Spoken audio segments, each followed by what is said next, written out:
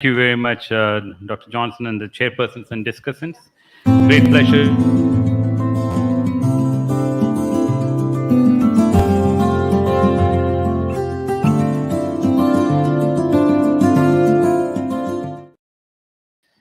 So I know most of us think STEMI is very simple, but in the Eastern Asian part, it is very difficult because they come in a delayed presentations. I have no disclosures. So similar to here, sometimes in the United States as well, we have these patients who come in, as you see, with the cardiac arrest. That's the worst part of STEMI with cardiogenic shock. As you can see here, there's some diffuse ST depressions and anterior ST elevations.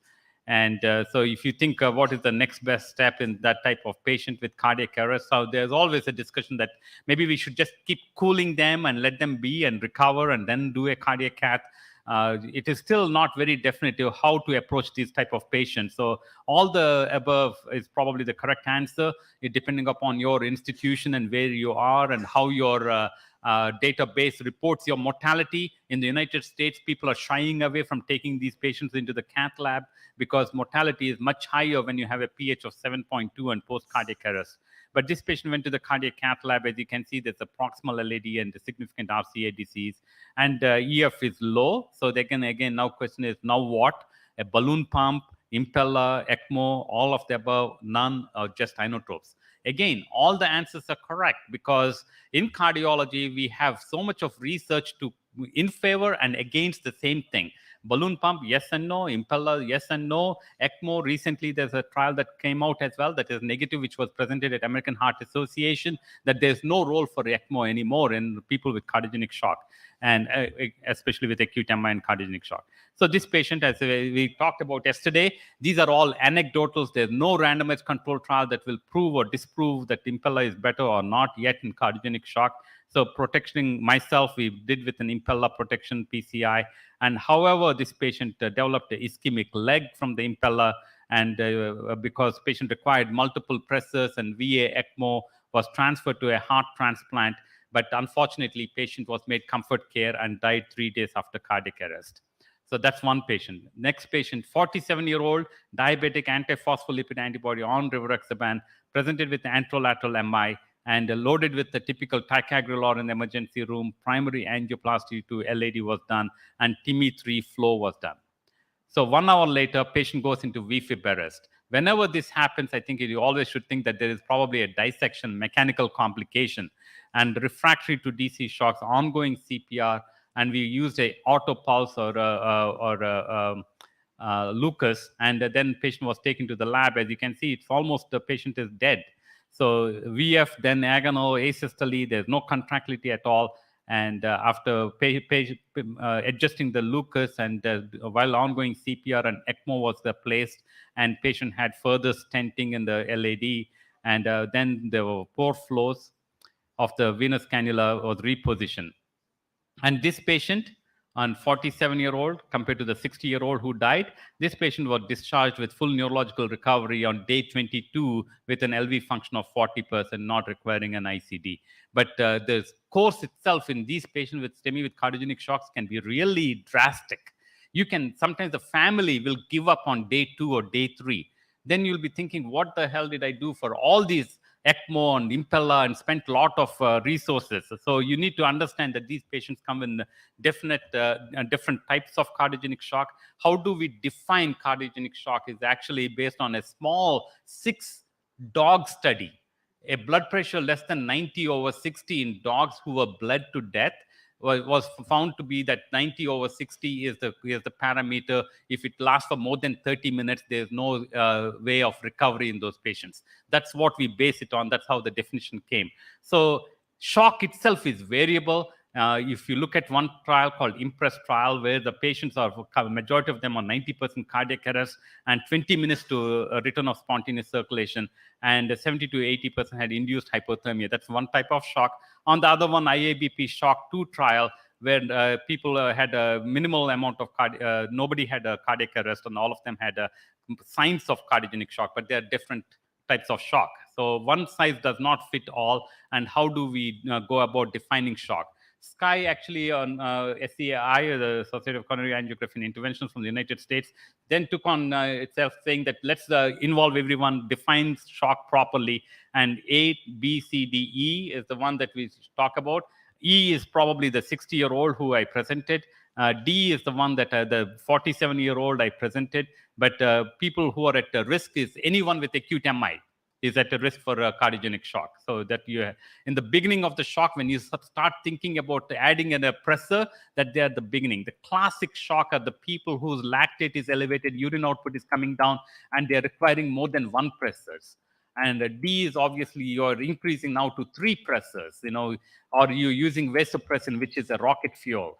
And so obviously any of these stages of shock can be further classified or modified with or without cardiac arrest. So these are the 2 types of modifiers that we use in all these patients. And they are definitely defining these stages of shock without a PA catheter or Swan-Ganz catheter is really sad. Nowadays, we need to depend upon these PA catheter. But what is the importance of defining where the patient is in? So the mortality depends upon where the patient is, what type of shock it is, right? So in here, as you can see, mortality in D and E is much higher than somebody in B or a C. And so patients can have a mortality of nearly 60% in stage E shock. Also, heart failure and MI will be much higher. So these are the types of distribution of shock in these patients, and our therapeutic goal should be aimed at stabilizing the patient quickly, reperfusing as soon as possible, but minimize stunning. That actually we don't look at it. Enhancing myocyte recovery and preventing reperfusion injury can happen by unloading the left ventricle. So this is a nice study that looked at without unloading or with unloading in the blue, the amount of myocardial infarct size can be reduced by unloading the left ventricle. So it's similar to a broken arm.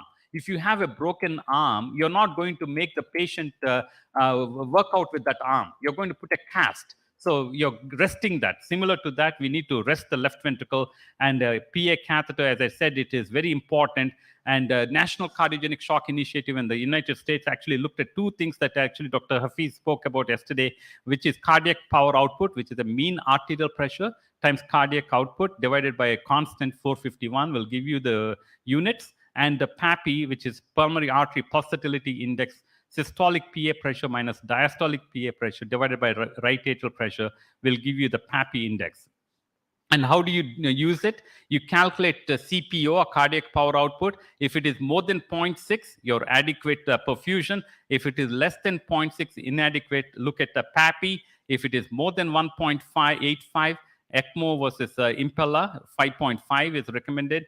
And if it is less than 1.85, then right side also needs some help. Right ventricular mechanical circulatory support versus ECMO can be looked at. So unloading the left ventricle definitely has been shown to improve mortality in STEMI patients, whereas with the end diastolic pressure more than 24, if you don't unload, their mortality is much higher as 7% versus 3% in people who have been unloaded. Is balloon pump completely useless? In the United States, we always talk about it because I told you yesterday this is something to do with reimbursements. But in the eastern part of Asia, we need to look at balloon pumps. It is useful. Here is a study that looked at without balloon pump, the mortality is much higher as compared to with balloon pump in cardiogenic shock patients. So I think definitely placing a balloon pump pre-PCI or an Impella is much better than post-PCI alone. So the culprit shock patients, you look at actually these patients did not, immediate vessel PCI carries much higher mortality. So in STEMI with cardiogenic shock, based on the culprit shock pilot 30-day results, only immediate culprit vessel PCI is recommended. So do not do multi-vessel PCI in these patients. So where do we stand with the guidelines? The guidelines are always changing. We don't have any strong data in cardiogenic shock. And I think the more and more trials we have, probably it will be better. But unfortunately, there is always a roadblock, and both patients as well as physician bias in enrolling these patients in clinical trials. So I think long-term data on complete revascularization is obviously much better, but you don't have to do it in the same setting. So in our national CSI or cardiogenic shock initiative algorithm, you have to do rapid identification of cardiogenic shock, cath lab activation, femoral access, and once you confirm the cardiogenic shock, mechanical circulatory support based on left heart, right heart cath, and echocardiogram is recommended. And the target for this is less than 90 minutes. So as we said, that based on right heart cath, looking at the PAPI and cardiac power outputs, you can continue to titrate pressors or inotropes if they are both very good. If they are not very good, then consider left ventricular support if the RV is normal. But if the PAPI is also abnormal and cardiac power output is abnormal, consider both right ventricle and left ventricular output. By doing this, in most of the clinical trials, that the 30-day survival is 68% in the National Cardiogenic Shock Initiative than compared to others. So I think survival is always dependent upon how aggressive we are and early on. So the National Cardiogenic Shock Initiative is the largest prospective North American shock study in past 2 decades, and it recruited the sickest of the population, stage E shocks, who are unlikely to be recruited into any randomized clinical trials. And outcomes are encouraging, and patients, unfortunately, continue to have increased 1-year mortality in these patients. So we need to wait for other studies such as RECOVER-4 as well. So in dealing with advanced cardiogenic shock in the current era of mechanical circulatory support, an appropriate device to patient selection algorithm should be applied, and utilization of resources should be appropriate for those patients. Thank you very much. Thank you. Ramesh, thank you. Please stay up. I just wonder, I know that we're meant to be running, it just seems appropriate to have questions after these because they're slightly different talks. But we started 10 minutes late. Does that mean we can go 10 minutes longer? Because that would be important. You've given us a huge amount of information. But what I take from that most importantly is the importance of recognizing shock, which the SKY guideline is much clearer and we're starting to use in our practice. Yeah. But simplistically, in the absence of having impeller and ECMO and all those things, measuring the EDP, doing a lactate, and the right heart cath, does that add value, do you think, in the absence of having ECMO or impeller available? Should we be doing a PA? Yeah, absolutely. I think whether you have these devices or not, I know in India, we have a way of treating cardiogenic shock with the 2 pigtail catheters in the left ventricle, and because there are too many people in the cath lab. So one person's job is just aspirating them and pushing it back into the aorta. So, so this is a simplified impeller. So 2 pigtail catheters in the left ventricle, both of them aspirating blood and putting it back into the femoral vein through a femoral artery to actually reduce the unloading the left ventricle. So things like that can be done based on whether you have impeller or not. But you need to understand where's the EDP, where is the PAPI, and right heart cath is important. Every patient, in my opinion, with cardiogenic shock, please put an A-line and a Swan-Ganz catheter. That is the minimum that we can do. But then practically, so that first patient you showed with the blocked proximal LAD left main stem, where the impeller was implemented and they died shortly after. So the importance of revascularizing, getting the vessel open, supporting with inotropes. How do you prioritize revascularization over right heart cath, over implantation impeller? What sequence, which order do you do it in? Yeah. So in such a patient, if they come right now, one person is actually placing the Swan-Ganz. The other person is getting the femoral access and putting an impeller.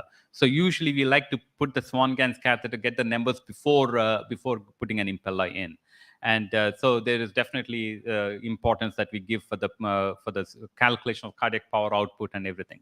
So that's what I would recommend.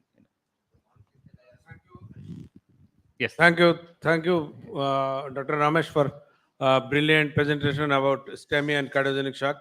I like to comment or ask my query. It is a progressive. You saw the A, B, C, D. In our population, you know, the awareness as well as delay time after a year. How long delay we can accept to do in primary PCI? In cath lab, in 1 day, 2 day shock, because it referral system and also traffic jam and also awareness is less in our country. So how much delay we can do to do cath lab? So how long? Yes. The guideline shows that is up to 1 week. So I have done more than 18 hours after presentation. Basically, they came a day before, and I'm doing an intervention the day later because initially people were put on 3 pressors. He's intubated, and pH is very bad. Patient was initially thought that it's not good to do any PCI. Then I come next day, and I felt bad. So, yeah, as I said, there's no randomized control trial. One patient survived. The other patient did very well. pH was 6.8. I took him to the lab, and pH improved after opening up his left main. And but 2 days later, the family made him comfort care. And another question: we have still we have no available EMPLA. So what can be substitute? IIBP can be substitute of this peripheral circulatory support. Yeah, I actually am a believer still in balloon pump. I'm a believer, in the sense that it is doing something. Then it is better than 0.5 liters of cardiac output is better than 0 cardiac output for that given patient. 0.5 liters is supporting. Yes, give it. It's cheaper. Use it. And available Ramesh. also. Thank you. The comment is like this, that you know that the CRISP-MI or other trials are telling about this MCS use in primary PCI. It's a class 2B. It's not a class 2A or 1A, especially the CRISP-MI, which we usually face all the time. But in cardiogenic shock with this sort of patients, all the time we are a bit skeptical whether we will take the patients to the cath lab or do the primary PCI as early as possible, because the most important things also at the same time, which I am afraid all the time, that the cardiorenal. This cardiorenal is a problem because huge AKI is expecting there, and patient ultimately is going to the mechanical ventilation. So how much you also think for these sort of cases, how much you will be passionate enough to take the patients, including all these supports, IVP plus minus, ECMO if you have, so the impella you have, you can, but that not that much. But at the same time, the mechanical ventilations and other things, which you will keep all these things with all these expenses and expecting the mortality about 40%, especially for the MI. How much you will go for these things? Because that is the practical one, that how much you will be passionate to take the patient to the cath lab. Yeah. So, I think for cardiogenic shock, truly, you have to not believe all the trials. CRISP-MI is not cardiogenic shock trial. DTU STEMI, door to unload STEMI, is not a cardiogenic shock trial. We are doing that with Impella. These are all patients who are at risk in stage A of shock. So, but people with shock, you have to have the passion. Take them to the lab, thinking that this patient is your family member. Do the best you can, and you have to bear the outcomes. Some of them will survive, some of them won't survive. But in our own institution, we have our registry, similar to National Cardiogenic Shock Initiative. If you are passionate, instituting the device early, the mortality is about 40% compared to 60%. Thank you. I've pushed my luck, and we're now horribly overdue, so apologies. But I think we need to probably have a session on cardiogenic shock next year, I would suggest. So it's a great pleasure to invite Piotr Musalek up, having seen yesterday a beautiful live case with intravascular imaging. We're now going to hear about the role of intracoronary imaging in primary PCI. Piotr. Good morning. Thank you, Tom. Obviously, I'm no one to talk about imaging. I just try to give you what I think is a reasonable view. Professor Malik, thank you. Dear panel, dear chairs. So, is there a role for intracoronary imaging in primary PCI, or should we just rush and do the procedure, save the patient? This is one of examples in my practice. Man, 52 years, acute coronary syndrome. Starting from the left, this one an NST elevation, acute ACS. We see this lesion in the ramus. This is the right coronary artery.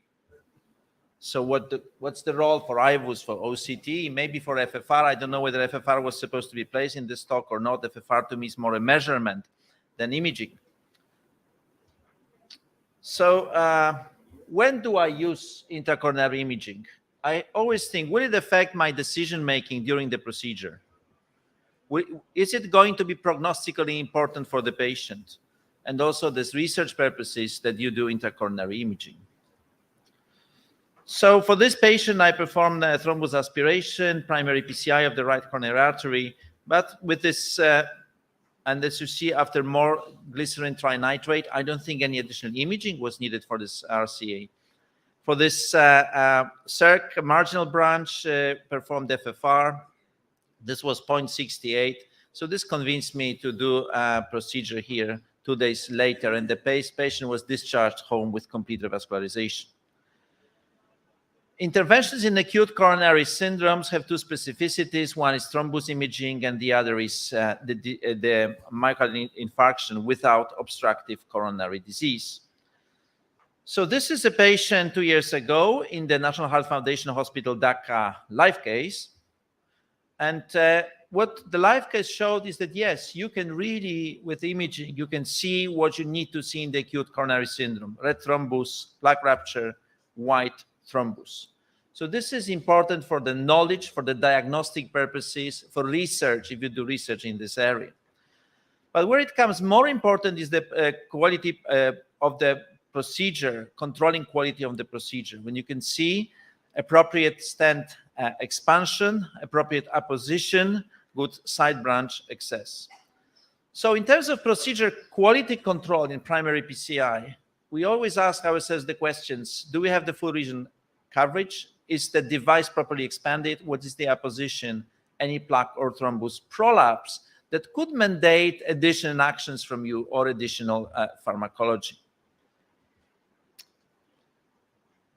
One important difference between OCT and IVUS, we had part of this discussion yesterday, is that apparently IVUS may sometimes fail in visualizing malapose stent struts. So this is where OCT may have some advantage, and I'll be happy from Tom and the panel to discuss this further.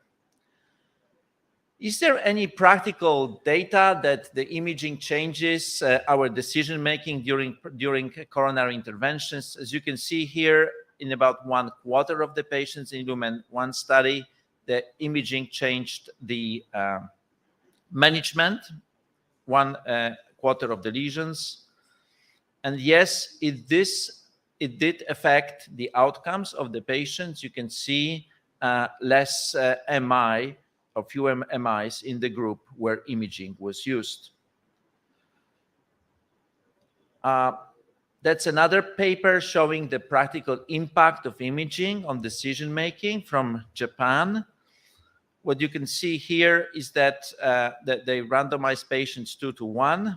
The numbers of stent diameters and stent length were affected by imaging. Those imaged with OCT received, in general, larger stents. So this was for a better coverage of the lesion, and also more appropriate sizing according to the diameter, as we saw during the live cases. Yesterday, you remember those discussions. It's 3.2, 3.3, do we take 3.0 and then up dilate the stent, or do we take 3.5?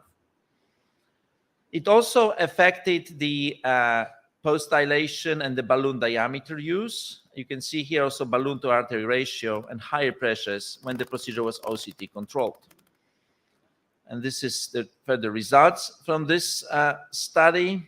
Balloon diameter up, you can see the difference. And you can see here the finally, the late events at 1 year were less when intracoronary imaging was used. Again, this is acute coronary syndrome patients, showing that yes, there is a role for optimizing procedures. To what extent there's through your life of the operator, you accumulate knowledge so that for your further cases, you can use less imaging. It's very difficult to test that or to show that in the studies. But that was also mentioned yesterday. You start with doing imaging in almost every case, and then you select your imaging to the cases where it's going to change your decision-making. Acute coronary syndromes, over 30%, unclear culprit lesion, and obviously the MINOCA that was mentioned yesterday, identification of plaque rupture and spontaneous coronary artery dissection.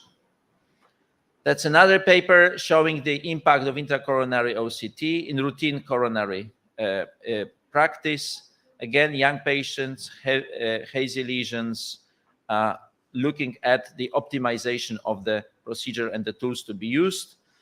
And what that work find, you can see on the right, an important input into the guidance of your primary PCI, disclosing edge dissection, under expansion, or stent malapposition that would result in you finishing the procedure with an optimized result rather than with an angiographically controlled result.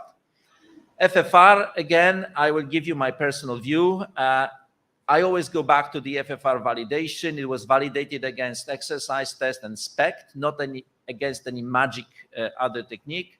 It was validated in major coronary arteries, and the cutoff of validation was 75%. So my take of the role of FFR in my decision-making is pretty much influenced by the FAME3 study that disappointingly for the protagonist of using FFR for every single lesion showed that this is patients with multivessel disease, and the decision was making either based on angiography or the CABG was angio-guided, FFR was guided, primary percutaneous intervention was guided by FFR. You can see disappointingly better outcomes for angiographically guided procedures. What we did a couple of years ago was a study looking at 3 different modalities of revascularization in multivessel disease, full PCI, full CABG, or hybrid techniques. And what we found, again, with angio-based decision-making, is that there was no difference in residual myocardial ischemia at 1 year, comparing either of the techniques to CABG. And so you can see MACE-3 survival at 12 months, and this is Kaplan-Meier curves. So yes, intracoronary OCT does have an impact on routine clinical practice and on routine clinical practice in acute coronary syndromes.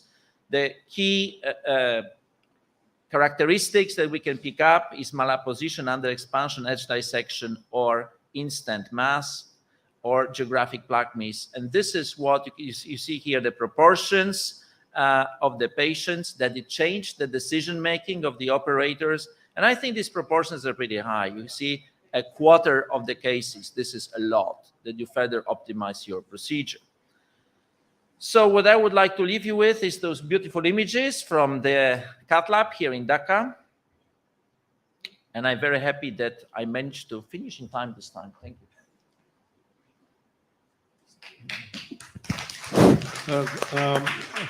Thank you, Professor, for a nice presentation. I have a small query.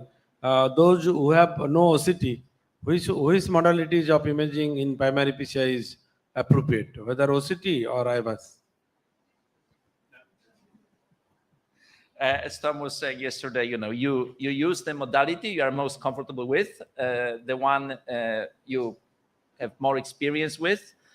Some people would say if you have with you in the cath lab the person who knows more about the other modality, use the other modality, because that's how you will increase your knowledge. Frankly, I do not think it's always important to adjust. Again, that's my attitude, the modality to the question that is asked. If I'm interested in the plaque characteristics, obviously the penetration of OCT is not enough.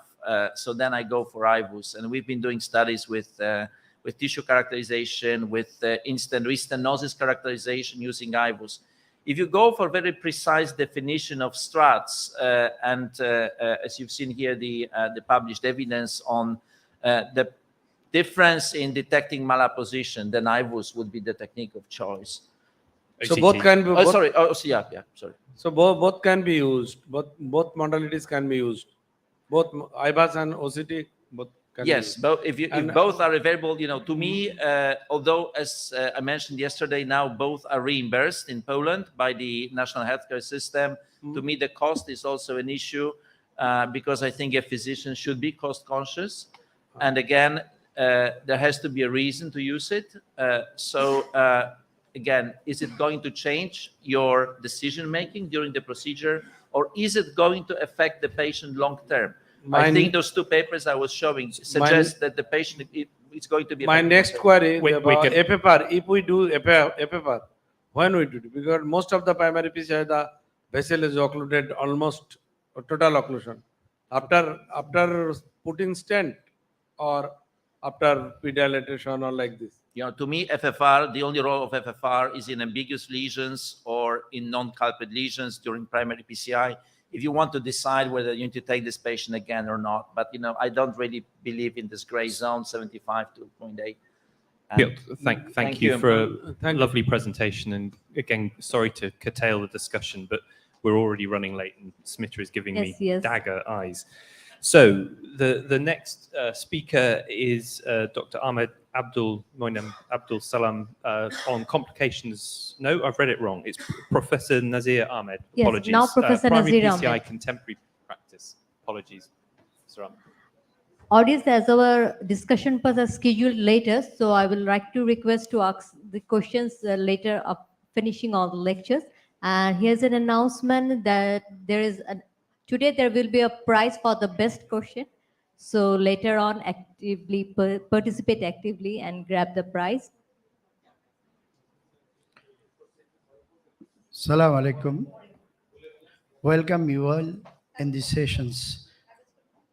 It's very simple in primary PCI and our experiences in hospitals and contemporary practices.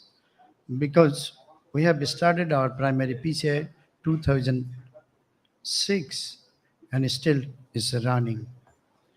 Regarding primary PCI, we know it is more helpful and effective and in case viability of the muscles and it is superior to lysis. Thrombolysis is more effective only 40 to 60%, but primary PCI is effective more than 90%. And that's why there are a lot of barriers for primary PCI in Bangladesh. That the lack of public awareness and education's skeptical attitude of patients and their attendance towards the primary PCI kills the time. And that is, they are always confused about the primary PCI. And primary physician's role is very important. Transport delay and trained ambulance staff and cost involvement and 24 hours cath lab service is needed. And a number of cath lab PCI centers needed. This is the conditions is totally ischemic. It divided in two ways. From the symptoms to emergency, this is the times. In our hospital, our experience, it is patients came to emergency door, it is more than 5 hours. And from door to balloon time is very needed. In our hospital is 72 plus minus 27 minutes.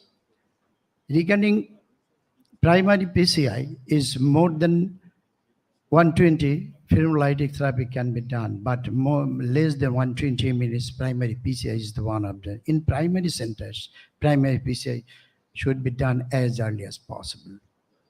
These are the indications. It is going on in the same way, and at the same times, it is similar to the previous one. This is a case, 50 years gentleman, diabetic hypertensive, and previous history of ischemia, inferior MI with profuse sweating and hypotension. These are the results of right coronary artery angiogram, totally occluded of the right coronary artery. We decided to do primary PCI and thrombus aspiration was done. And thrombus aspiration was done. And this is the, after aspirations, stented, and final result is this. Regarding thrombus aspiration and primary PCI showed improvements of indices of myocardial perfusion before balloon or stent implantation. There are a lot of trials for thromboembolic aspiration thrombectomy. There's the top is infuse, tasty trials, and total trials. All trials have shown that the routine thrombotic thrombectomy compared to PCI alone with only bail-out thrombectomy did not reduce the cardiovascular death, MI shock, or heart failure within 180 days. And routine thrombectomy associated with increased risk of stroke within 30 days. And recommendation, the primary PCI has been changed in 2015. That is the recommendation of manual aspiration class 3 to class 2. It is upgraded because of infarct-related AD can be PCI during the primary PCI. And at the same time, infarct-related artery is harmful in primary stages in 2013, and it is revised 2015. That is, it is upgraded class 2B because of selected patients with STMI and multivessels PCI, where hemodynamically possible. Then another is the algorithm. Primary PCI, ST elevation with ischemic symptoms more than less than 12 hours. Primary PCI is done if feasible. Is when not feasible, then do CABG. Another is cardiogenic shock. It may be done in primary PC. If not possible, then CABG. At the same time, our ongoing chest pains and heart failure something, and there is primary PCI. Symptoms more than 12 to 24 hours, only PCI. And more than 24 hours, PCI done, but benefit is less. Another options is non-infarct related artery. It was primary PCI done in the infarct related artery. After that, if the cardiogenic shock is there, we do also PCI in the non-infarct related arteries in cardiogenic shock. If cardiogenic shock is not present, is patient is stable, we can do non-infarct related arteries. These are the culprit lesions versus multivessel space. One, culprit lesions can be only primary PCI, sometimes is can be done at the same times, can be done after stage PCI. It has been shown that multivessel PCI stage PCI may be better than that of the multivessel PCI.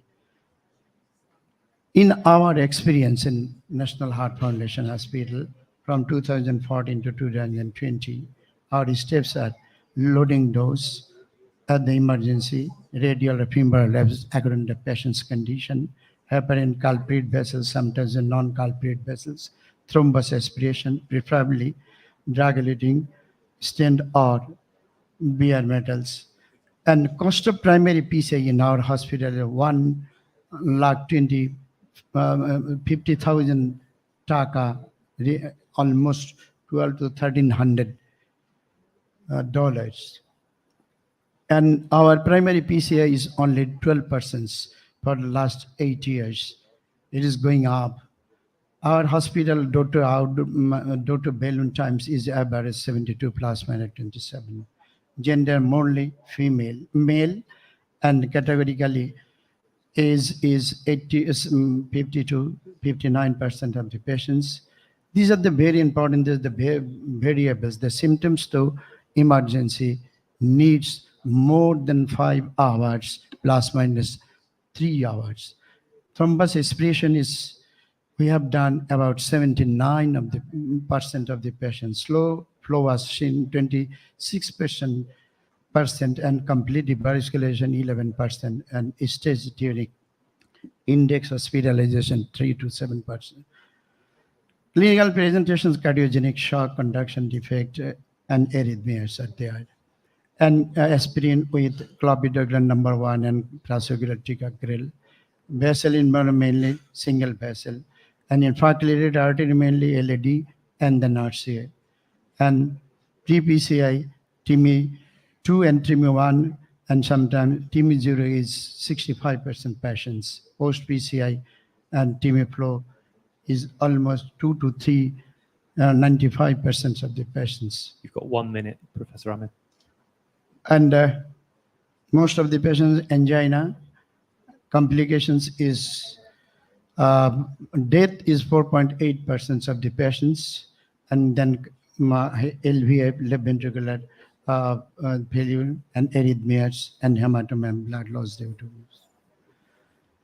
Our country level decisions making process for stakeholders, that is to improve our primary PCI whole countries, because it needs the government helps, needs non-government help, and from the development partners, and also need help from the media of our country levels. Our challenges is that national policy needed to be formulated and implanted for PCI, budget allocation, infrastructure, and transport system, skilled manpower, public awareness, and effective health insurance program on primary PCI. Thank you all. Thank you for an incredibly comprehensive overview. I've been told by Smita, if we get the next presentation, and hopefully we'll have 5 minutes of discussion about the next 2 presentations before moving on to the next session. Is that okay? Yeah. Thank you. So if I could ask for Dr. Ahmed Abdul Monaim Abdul Salam to present for us complications following primary PCI. Thank you.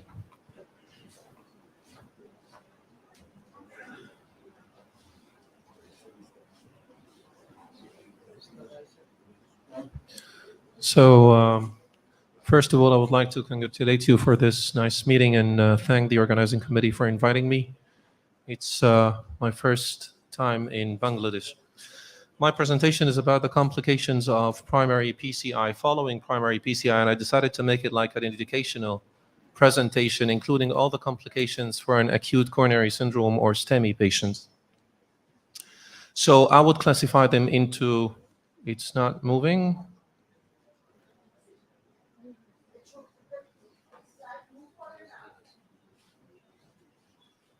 Can we get the Slides are not moving. Progress. Okay. Yeah. So I decided to classify them into interventional, non-interventional, and STEMI related.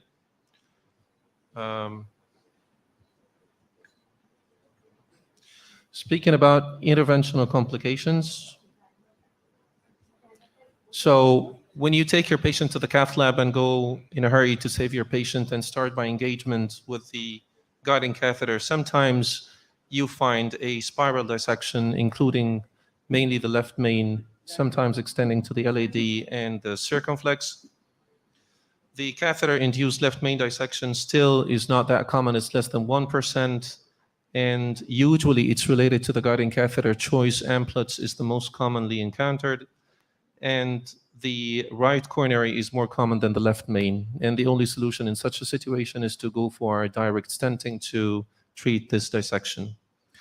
Then you pass your guide wire, start inflating your balloon, and deploy your stent. If you have a heavily calcific lesion, you might find a sudden coronary artery perforation, which is defined as the evidence of extravasation of contrast or medium blood from the coronary artery during or following the percutaneous intervention. Sometimes it's in the proximal segment of the vessel, and sometimes it's very distal owing to the tip or the pinpoint tip of the guide wire. These are the classifications of the perforation, whether stage 1, 2, or 3.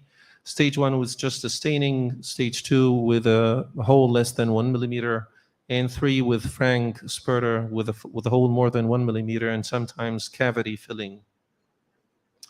The incidence is not that common, it's less than 1%, sometimes causes distal ischemia, cardiac tamponade, cardiogenic shock, and up to sudden cardiac death.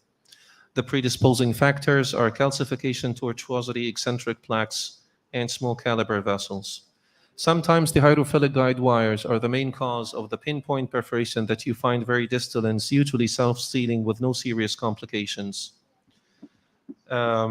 Most of class 1 perforations are self-sealing. They do not need intervention. Sometimes 2 and 3 are serious up to surgical intervention needed. The treatment is the most important thing is the recognition of the perforation with high grade of suspicion, especially if the patient has unexplained hypotension or you notice a migration of the tip of the guide wire or dye staining.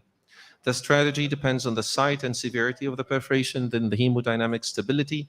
You start with the oxygen, analgesia, inotropic support, atropine up to intra-aortic balloon counter pulsations. Usually type 1 perforations are self-sealing with no serious complication. If you go for type 2 or 3, immediate balloon inflation at the site of the perforation gives you some time until you start thinking what's to be done next, whether you're going to use a covered stent or call the surgeon. Also, reversal of heparin, we're using protamine at the end of the procedure is mandatory, which is usually not forgotten by many operators.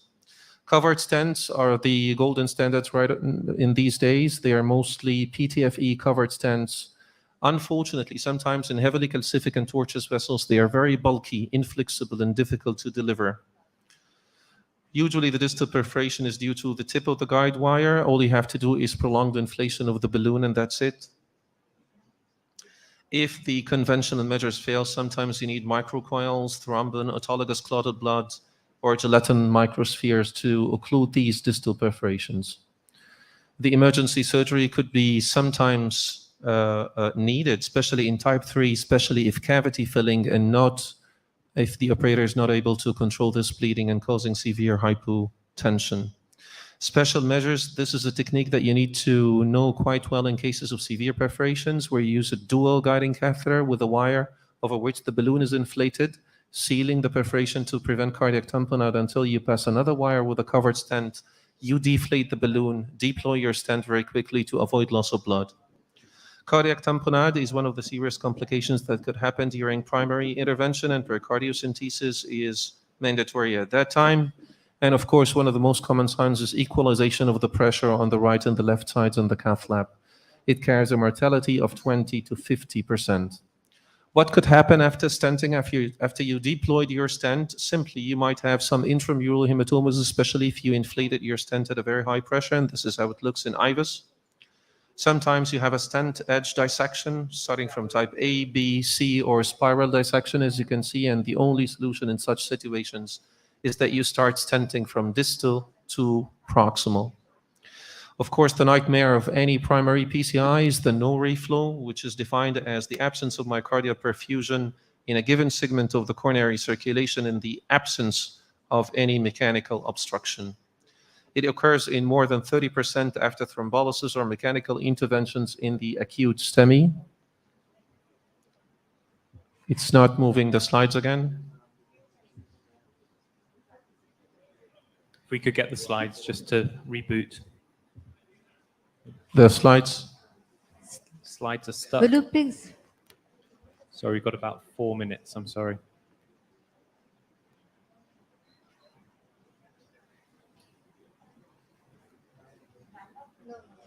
The slides. So we've been talking about cardiac tamponade and after stenting, the dissection, as I said, and of course the definition of the no reflow.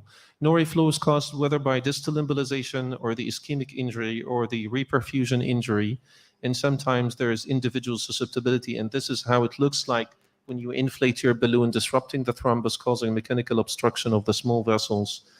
The prevention is any thing you do to prevent this distal embolization, whether you use direct stent implantation technique without PTCA, especially if you have a heavy thrombus burden, or sometimes you use thrombectomy or thrombus aspiration devices. Medications like lipoprotein 2B, 3A, adenosine, verapamil, nicorandil, and recently endothelin-1 antagonists might be very helpful. I'm going quickly because it's really a huge presentation. Thrombus aspiration and abciximab are class 2A level of evidence B, while adenosine and verapamil are 2B level of evidence C. What about non-interventional complications? The most common is the contrast-induced nephropathy. Most of us go to the cath lab in such emergency cases, not necessarily performing or assessing the renal functions of the patient, which is defined as a reversible form of acute kidney injury after administration of radiocontrast medium. And this is due to the renal toxicity caused by the contrast. It's defined as an increase of 0.5 milligram per deciliter, or 25% of the baseline serum creatinine in the absence of an alternative cause, and it appears within 48 to 72 hours after the intervention. In most of the cases, the kidney functions go back to normal within few weeks. Few patients require dialysis. The incidence is 0.6 to 2.3%, but it's up to 50% in patients with uncontrolled hyperglycemia having grade 2 to 3 diabetic nephropathy. Meheran score defines that the cardiogenic shock and the intra-aortic balloon diabetic elderly patients are more prone to contrast-induced nephropathy than the young patients. The prevention, many trials have been performed about how to prevent contrast-induced nephropathy up to the aspiration of contrast from the coronary sinus, but nothing proved to be more beneficial than proper hydration using 1 milliliter per kg per hour infusion in normal ejection fraction and 0.5 milliliter per kg if you have an impaired ejection fraction less than 40%, up to 12 hours after the procedures. Allergic reactions could also happen from the contrast medium. They occur in less than 1% of cases. Usually epinephrine and hydrocortisone are sufficient to avoid these allergic reactions. Finally, the STEMI-related complications, even if you put your stent, especially in patients with cardiogenic shock, going out from the cath lab with a TIMI 1 to 2 flow, sometimes you could still encounter mechanical complication. I had a case 2 months ago. I placed the stent, went out from the cath lab with TIMI 2 flow. They called me at night and they said the patient is shocked.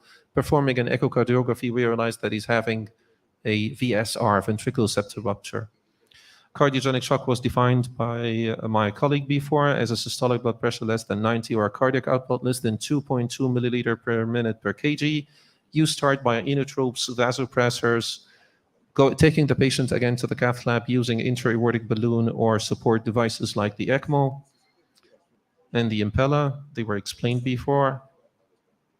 And finally, the surgical backup should be always available in your cath lab. These are the pictures of the mechanical complications that could happen in STEMI, like the VSR, ventricular septal rupture, papillary muscle rupture, especially in the circumflex, is the culprit causing severe mitral regurgitation or the free wall rupture. Finally, to conclude, all the complications could happen in the cath lab in the setting of acute STEMI. And as we say, too many enemies that you need to fight all by yourself. So you have to have a well-trained heart team, proper preparation of the patient, risk stratification, proper training of the whole team, including the cardiologists, the registrars, and preparing the cath lab armamentarium with all the tools and equipments needed. Thank you so much. Finally in time.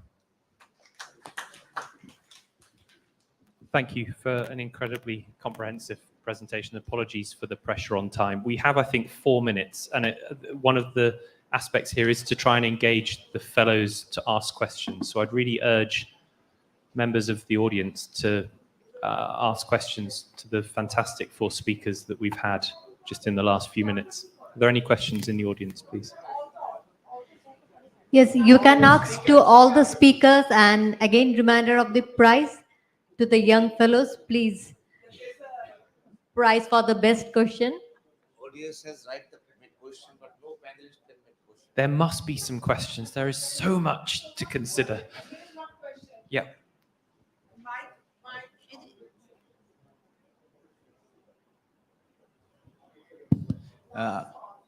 Okay, last from the starting from you. If we have a perforation during primary PCI when we load the patient and we are using heparins, do we need to try to reversal?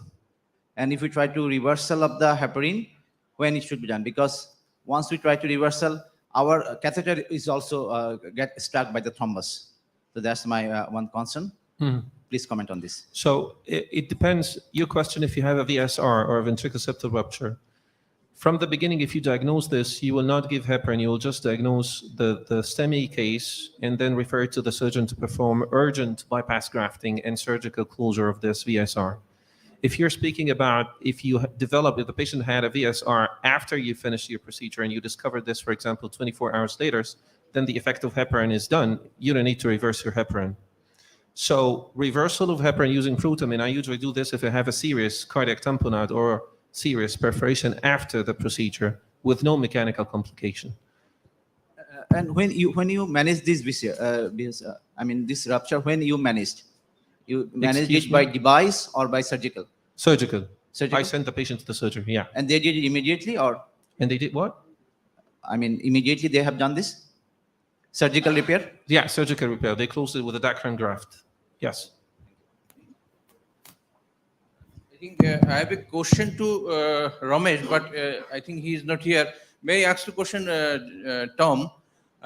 In primary, in cardiogenic shock with STMI, in our setting, actually the Impella and the other devices are not available. Considering this, considering the mortality, and also our population not aware about this, should we go for this subset of patient for direct thrombolytics like fibrin specific, altiplase, retiplase? What is your comment regarding this? Acute STMI with cardiogenic shock in our setting. Yeah, so I think that's a very important consideration is the access. Honestly, the access to Impella in our institution, although we have it, we're not using it in that situation very often. And the first case that Ramesh showed the complications that can ensue from using a 14, 15 French device with an ischemic leg. So actually, I wouldn't worry about whether you have access or not. I don't think many places in the world have access to it in that acute setting.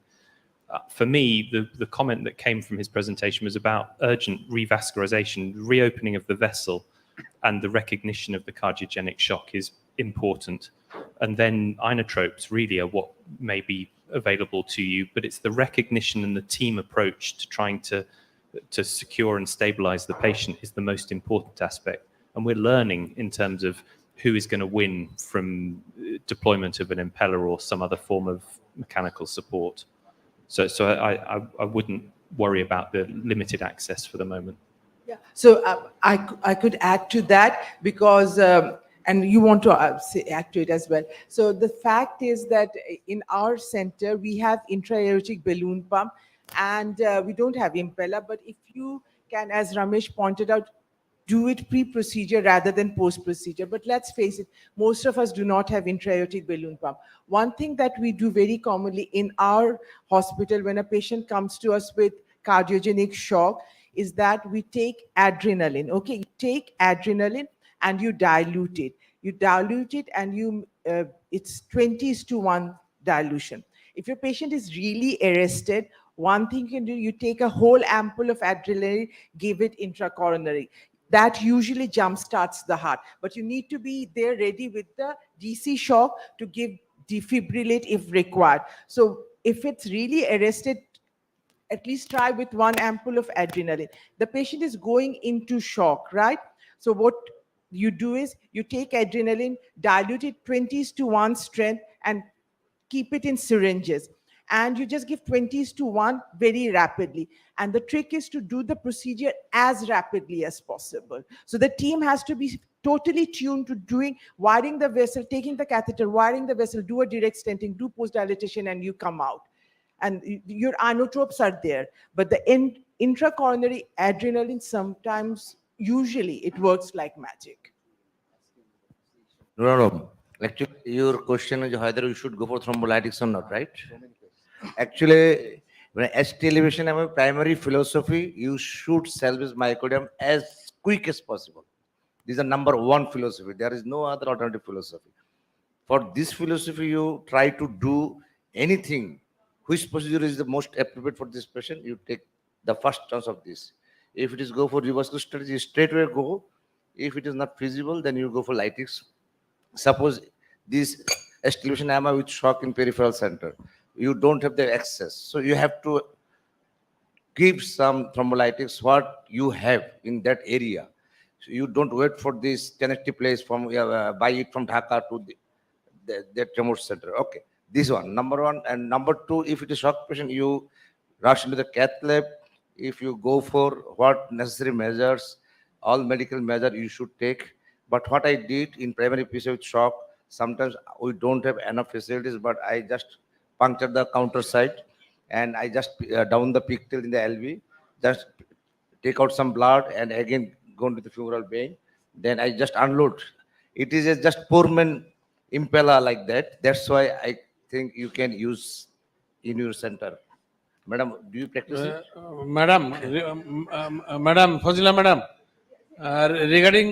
regarding Nur Alam's comment, if patient has no BP, no pulse, whether there is any benefit of thrombolytic will go there.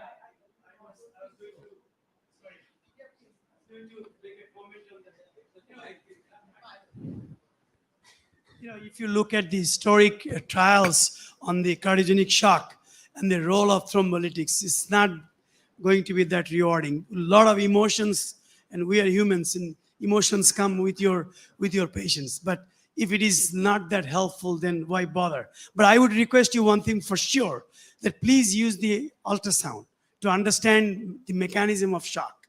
It is critical that EKG, clinical, and bedside ultrasound to understand the mechanism of shock, and then think overall that is it salvageable, and look at the protoplasm. And we have guidelines now. There are the bad prognostic markers. The bad prognostic markers are there. So rather than deploying all the resources, think how you want to proceed. So I think that we're going to have to finish there. That is a brilliant way of concluding. I have a question to Dr. Pietro. Dr. Pietro, yeah. So in primary PCI, like RC or total occlusion on patient arrhythmogenic, blood pressure is not stable. So what about the role of immediate benefit or long-term benefit of IVAS in this case? So the benefit of IVUS in what procedure? When there's clarity regarding the culprit lesion, or I think whenever you're not sure about whether you've optimized your procedure, whenever you're not sure whether you are going to cover the full lesion length on the basis of angio only, and whenever you're not sure how you should size your device. Also, if there's an ambiguous other lesion in the vessel that you're not sure whether you should address this lesion during this procedure, that's when I would use intracoronary imaging. Routinely, do you use imaging like this procedure you have shown first case, like RCA, there's total occlusion, and you aspirate, then found then there is a discrete lesion in proximal segments. Do you want to use IVAS like this patient? Yeah, absolutely. When there is a dissection, you need to resolve the dissection, yes? So whenever you're not sure whether you've covered the whole dissection, but sometimes you can make your decision just on the basis of the angiogram, yes? If there is a dissection that's threatening the closure of the vessel, I will go straight with the stent and resolve the issue. Then if you're not sure that you have addressed the whole lesion length, that will be the place for once you regain the flow for intracoronary imaging, and then, if needed, further optimization. So, Piotr, thank you. I think we're going to have to conclude. We've run hideously over time, but I would suggest... But my presentation was shorter. But that is indicative of the fact that a huge amount to discuss and learn, and we could actually hold this session across the whole day and probably still have many questions remaining to be answered. So thank you to all four speakers and to those that have been involved in the questions. The best question. Yeah, there are questions you can. Dr. Qayyum, Dr. Anisulawal, and well, I'm biased. I'd be biased towards the imaging question because that's where I spend my time. But I'm probably the wrong person to. So no worries, we can give the question, prize to that question. Great. Yeah. Thank you. This is Abdul Qayyum Khan from National Health Foundation Hospital. He got the prize of the best question. Please come forward.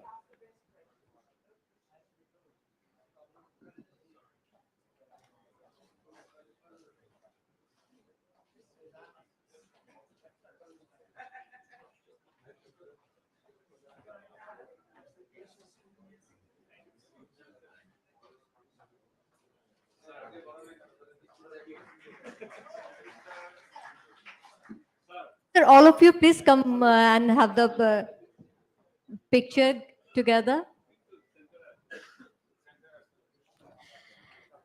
Ladies and gentlemen, as we are running short of time, now we are going to have a very short tea break just for 10 minutes. And let's come back by after 10 minutes in Hall A for the session of innovative devices for innovative procedures. So just grab the tea and come back as hurry in Hall A to join the next session.